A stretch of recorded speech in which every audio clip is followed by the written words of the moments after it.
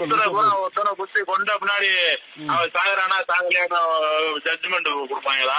ஆமா, குத்துனாரா குற்றந்தாயா? நீ பேசினாலே குற்றந்தாயா? பேசினாலே குற்றம் தானே. ஒன்ன பேசுறதுக்கு யாரு உங்க அனுமதி கொடுத்தா அவரை பேசுறதுக்கு? அவன் யார் அனுமதி கொடுக்கணும் எனக்கு?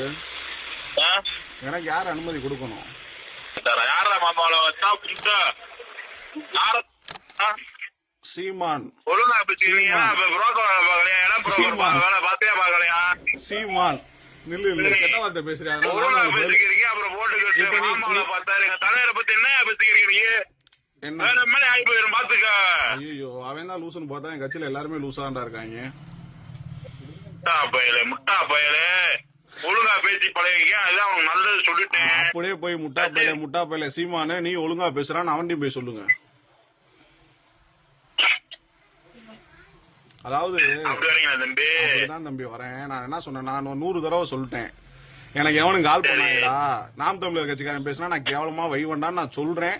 அப்படி இருந்து லூசு தரமா திரும்ப கால் பண்ணா நான் என்ன பண்ண? நான் இப்படித்தான் பேசுவேன்னு சொல்றேன்.